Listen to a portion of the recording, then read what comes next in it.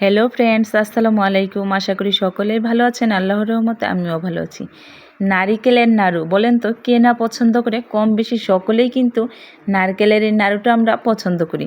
তো আমার কিন্তু ভীষণ পছন্দের হচ্ছে এই নারকেলের নাড়ু।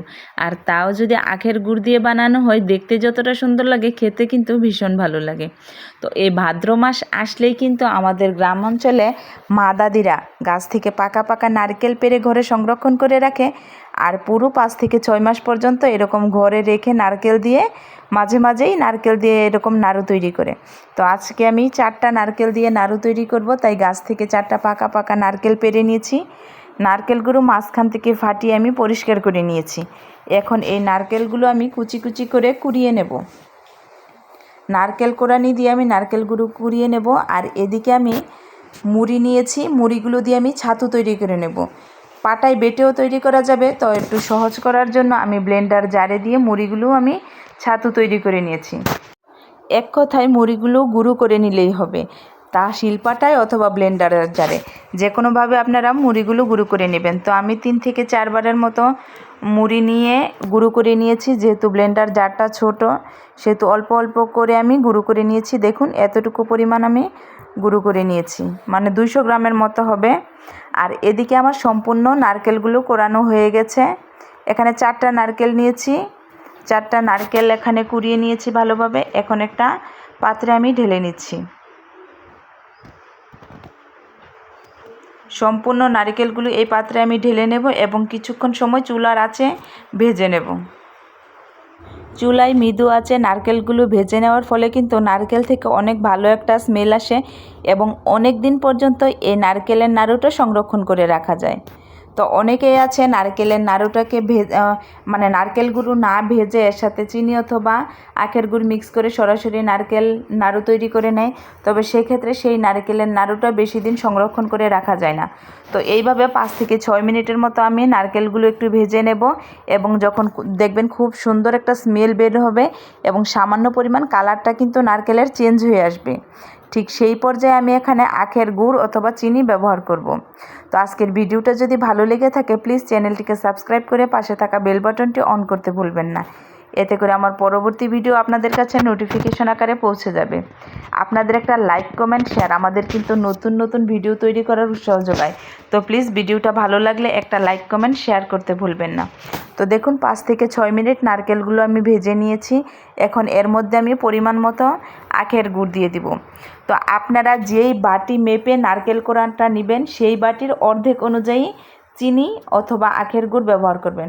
যদি 2 বাটি নারকেল কোড়া নেন সেই ক্ষেত্রে আপনারা ওই বাটি মেপে 1 বাটি চিনি অথবা আখের গুড় ইউজ করবেন। তো আজকে আমি এখানে আমার পরিমাণ মতো ব্যবহার করব। তো রান্না করতে করতে একটা আন্দাজ হয়ে গেছে, সেই অনুযায়ী আজকে আমি নারকেলের নাড়ুটা তৈরি করে নেব। তো আপনারা এই মেজারমেন্ট অনুযায়ী নারকেলের নাড়ুটা তৈরি করে নেবেন। 2 কাপ কি 3 কাপ যদি নারকেল নেন সেক্ষেত্রে 1.5 কাপের মতো চিনি অথবা আখের গুড় ইউজ করবেন, তাহলেই কিন্তু মিষ্টির পরিমাণটা একেবারে পারফেক্ট হবে। তো আমি এখানে কিছুটা পরিমাণ আখের গুড় দিয়েছি, সাথে কিন্তু আমি এখানে চিনিও ব্যবহার করব। এই কারণে আখের গুড়ের পরিমাণটা কম দিয়েছি। এখন দেখুন আখের গুড়টা ভালোভাবে মিশে যাওয়ার পর এখন আমি আবার চিনি অ্যাড করেছি। আখের গুড় আর চিনি মিক্স করে নারকেলের নাড়ুগুলো তৈরি করলে কিন্তু খেতে ভীষণ ভালো লাগে। তো আপনারা ইচ্ছা করলে চিনি অথবা আখের গুড় যে কোনোটা ব্যবহার করতে পারেন। তো এখানে চিনিটা পরিমাণ মতো দেওয়ার পর আমি এখানে সামান্য পরিমাণ লবণ অ্যাড করব, এতে করে মিষ্টির ব্যালেন্সটা ঠিক হবে। তো আপনারা চাইলে কিন্তু লবণটা অ্যাড নাও করতে পারেন। তো আমি এখানে অল্প পরিমাণ লবণটা অ্যাড করে নিয়েছি। এখন ভালোভাবে নেড়ে চেড়ে নেব এবং এই নারকেলের নাড়ুটা যাতে অনেক দিন পর্যন্ত ভালো থাকে এবং একটু শক্ত হয়, এই কারণে আমি যে মুড়ি দিয়ে ছাতুটা তৈরি করে নিয়েছি সেখান থেকে অল্প পরিমাণ ছাতু এখানে দিয়ে দিলাম। দিয়ে ভালোভাবে নেড়েচেড়ে মিশিয়ে নেব।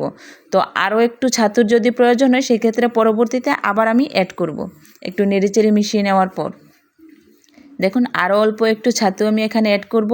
এতে করে কিন্তু নারকেলের মধ্যে যখন হাত দিয়ে চেপে চেপে নাড়ুগুলো তৈরি করব এর মধ্যে খুব ভালো একটা বন্ডিং তৈরি হবে এবং নারকেলের নাড়ুটা একটু শক্ত হবে এবং ফ্রোজেন ছাড়াই 1 থেকে 1.5 মাসের মতো নারকেলের নাড়ুগুলো ভালো থাকবে।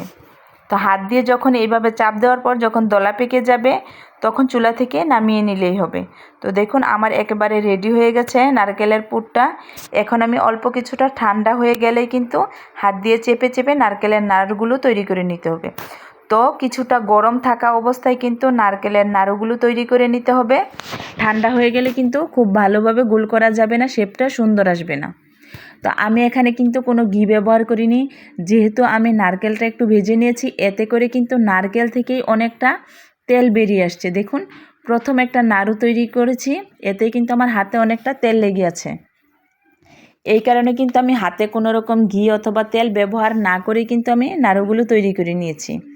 তো ভেজে নারকেলের নাড়ু তৈরি করলে কিন্তু খেতে যেমন ভালো লাগে এবং অনেক সুন্দর একটা স্মেল আসে। তো একে একে গরম থাকা অবস্থায় হাত দিয়ে চেপে চেপে আমি নারকেলের নাড়ুগুলো তৈরি করে নেব। অবশ্যই নাড়ুগুলো তৈরি করার আগে হাতটাকে আমি ভালো করে ধুয়ে নিয়েছি। তো একে একে সবগুলো নাড়ু আমি তৈরি করব। দেখুন আখের গুড় দেওয়ার ফলে কিন্তু কালারটা অনেক সুন্দর এসেছে। সাথে কিন্তু চিনিও অ্যাড করেছি। চিনিটা যে অ্যাড করেছি সেটা কিন্তু বোঝার কোনো উপায় নেই।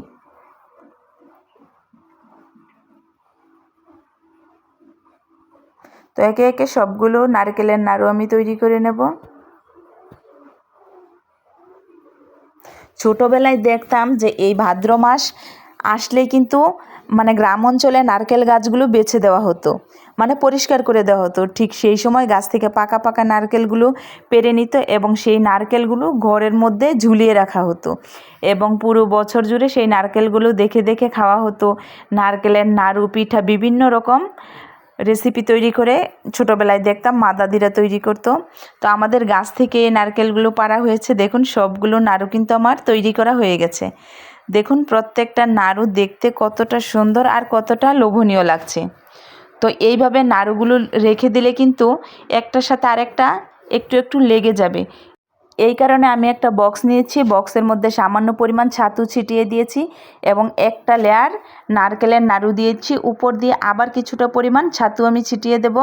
এতে করে একটা নাড়ুর সাথে আরেকটা নাড়ু লেগে যাবে না এবং নাড়ুগুলো আস্তে আস্তে আরও একটু শক্ত হয়ে যাবে।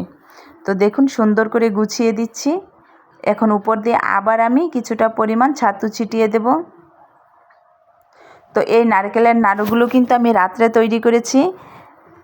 দেখুন বক্সটা কিন্তু আমার ভরে গেছে। এখন উপর দিয়ে ভালোভাবে একটু বেশি করে নারকেলের নাড়ুর উপর আমি ছাতুগুলো ছিটিয়ে দেব এবং বক্সটাকে বন্ধ করে আজকের মতো রেখে দেব।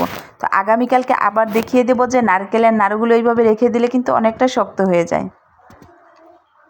তো দেখুন এক রাত থাকার পর নারকেলের নাড়ুগুলো আপনাদের দেখিয়ে দিচ্ছি। দেখুন এক রাত থাকা অবস্থায় কিন্তু অর্ধেক নাড়ু কিন্তু খাওয়া শেষ হয়ে গেছে।